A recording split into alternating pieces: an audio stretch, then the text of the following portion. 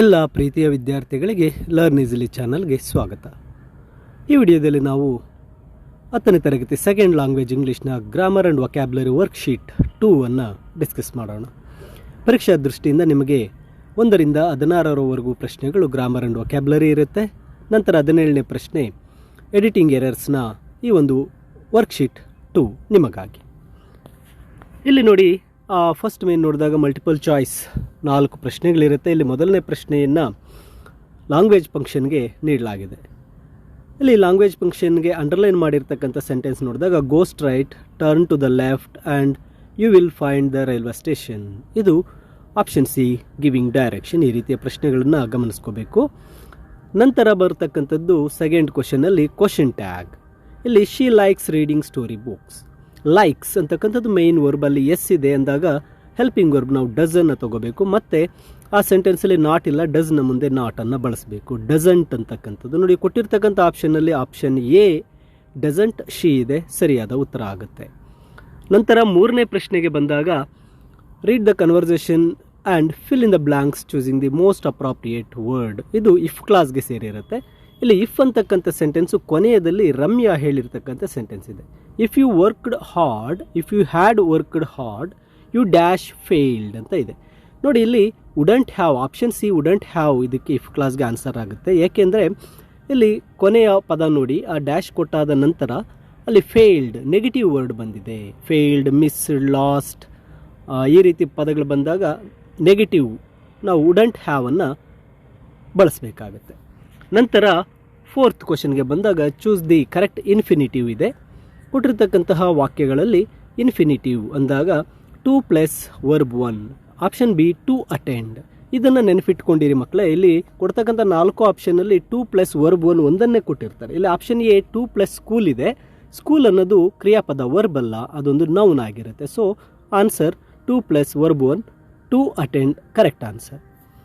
ನಂತರ ಸೆಕೆಂಡ್ ಮೇನ್ಗೆ ಬಂದಾಗ ಇಲ್ಲಿ 5th question the word with column A with its collocative in column B. ಇಲ್ಲಿ ಕೊಲೊಕೇಟಿವ್ ವರ್ಡ್ ಇದೆ, ಕಮಿಟ್ ಇದೆ. ಕಮಿಟ್ಗೆ ಕಮಿಟ್, ಮಿಸ್ಟೇಕ್.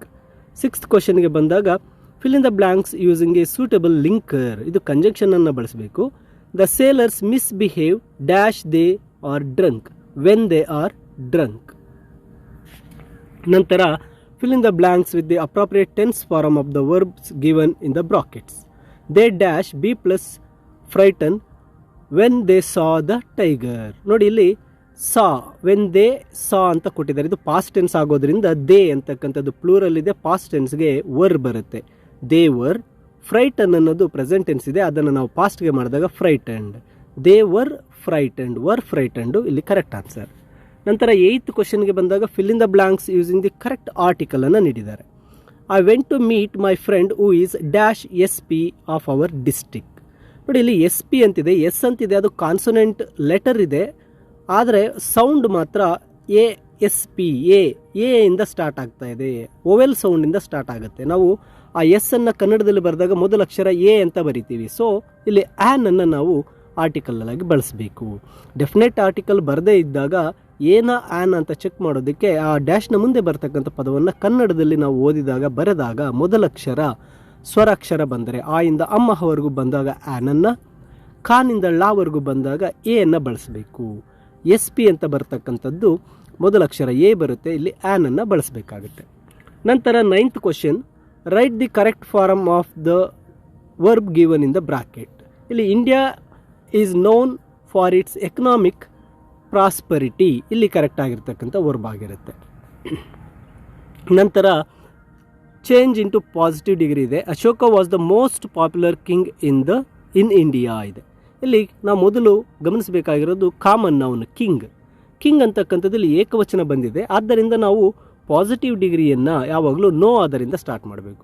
ಅಕಸ್ಮಾತ್ ಕಾಮನ್ ನೌನ್ ಕಿಂಗ್ಸ್ ಅಂತ ಪ್ಲೂರಲ್ ಬಂತು ಅಂದಾಗ ನಾವು ಅಲ್ಲಿ ಆ ಒಂದು ವಾಕ್ಯವನ್ನು ವೆರಿ ಫ್ಯೂ ಇಂದ ಸ್ಟಾರ್ಟ್ ಮಾಡಬೇಕು ಪಾಸಿಟಿವ್ ಡಿಗ್ರಿಗೆ. ಸೊ ಇಲ್ಲಿ ಕಿಂಗ್ ಏಕವಚನ ಇದೆ. No other king was as popular as Ashoka is the correct answer. ನಂತರ 11th ಕ್ವಶನ್ಗೆ ಬಂದಾಗ read the conversation and change underline sentence into reported speech. ಇಲ್ಲಿ ಅಂಡರ್ಲೈನ್ ಮಾಡಿರ್ತಕ್ಕಂಥ sentence Columbus then why aren't you down below ಇದೆ. Columbus asked Pepe why he was not down below then. ಇದು correct ಆಗಿರತಕ್ಕಂತಹ ಒಂದು reported speech. Next 12th question, use the word drink as a noun. ಇಲ್ಲಿ noun ಆಗಿ ಡ್ರಿಂಕನ್ನು ಬಳಸಬೇಕು ಅಂದಾಗ ಆ ಡ್ರಿಂಕ್ ಅನ್ನೋ ವರ್ಡನ್ನು ನಾವು ಸಬ್ಜೆಕ್ಟಲ್ಲಿ ಅಥವಾ ಆಬ್ಜೆಕ್ಟಲ್ಲಿ ಬಳಸಿರಬೇಕು. I like cool drink, drinking milk is good for health. ಇಲ್ಲಿ ಡ್ರಿಂಕನ್ನು ನಾವು ಡ್ರಿಂಕಿಂಗ್ ಅಂದಾಗ ಮೊದಲ ಒಂದು ಸಬ್ಜೆಕ್ಟ್ ಪ್ಲೇಸಲ್ಲಿ ಬರೆದ್ರೆ ಅದು ಸಹ ನೌನ್ ಆಗುತ್ತೆ. ಇಲ್ಲಿ 2 ವಾಕ್ಯ ಎಕ್ಸಾಂಪಲ್ ನೀಡಿರ್ತೇನೆ. ನಂತರ fill in the blanks with appropriate preposition ಇದೆ. William Shakespeare is known for sonnets. For ಅಂತಕ್ಕಂಥದ್ದು ಇಲ್ಲಿ ಕರೆಕ್ಟ್ ಆನ್ಸರ್. ನಂತರ 14th ಕ್ವಶನ್ಗೆ frame a question to get underlined words as the answer. Congratulations were showered on Swami for catching the burglar. Why were congratulation showered on Swami. ಇದು correct framing question. Change in to passive voice 15ನೇ ಪ್ರಶ್ನೆ ಇದೆ. She has distributed some books. ಇಲ್ಲಿ some books ಅನ್ನೋದನ್ನು ನಾವು ಸಬ್ಜೆಕ್ಟ್ಗೆ ಬರೆದಾಗ ಅದು plural ಆಗುತ್ತೆ. ಅಲ್ಲಿ ಹೆಲ್ಪಿಂಗ್ ವರ್ಬ್ ಹ್ಯಾಸ್ ಇರ್ತಕ್ಕಂಥದ್ದು ಹ್ಯಾವ್ಗೆ ಬರೀಬೇಕು. ಇಲ್ಲಿ ಹ್ಯಾವ್, ಹ್ಯಾಸ್, ಹ್ಯಾಡ್ ಬಂದಾಗ ಬೀನ್ ಅಂತಕ್ಕಂಥ ಹೊಸ ಪದ ಸೇರಿಸಬೇಕಾಗುತ್ತೆ. ನಂತರ ಡಿಸ್ಟ್ರಿಬ್ಯೂಟೆಡ್ ಹಾಗೆ ಇರುತ್ತೆ. ಬೈ, ಶಿ ಇರ್ತಕ್ಕಂಥದ್ದು ಸಬ್ಜೆಕ್ಟಿಂದ ವರ್ಬ್ ಒಂದು ಆಬ್ಜೆಕ್ಟ್ಗೆ ಬಂದಾಗ ಹರ್ ಆಗಿ ಚೇಂಜ್ ಆಗುತ್ತೆ. Some books have been distributed by her. 16th question, identify the parts of speech of underlined word. He tried to board the running train ಅಂತ ಇದೆ. ದ ರನ್ನಿಂಗ್ ಟ್ರೈನ್, ಇಲ್ಲಿ running ಅಂತಕ್ಕಂಥದ್ದು ING form ಇದೆ. ನಾವು ಇದನ್ನ verb ಅಂತ ತೊಳ್ಕೊಳ್ತೇವೆ. ಇಲ್ಲ, ಇದು ಅಡ್ಜೆಕ್ಟಿವ್ ಆಗುತ್ತೆ. ಟ್ರೈನ್ನ ಬಗ್ಗೆ ಹೇಳ್ತಾ ಇದೆ. ಆ ಟ್ರೈನ್ ಹೇಗಿದೆ ಅಂದರೆ ರನ್ನಿಂಗ್ ಓಡ್ತಾ ಇದೆ ಅಂದರೆ ಅದು ಟ್ರೈನ್ನ ಒಂದು ಗುಣವನ್ನು ಹೇಳ್ತಾ ಇರೋದ್ರಿಂದ ಇಟ್ ಈಸ್ ಅಡ್ಜೆಕ್ಟಿವ್ ಆಗುತ್ತೆ.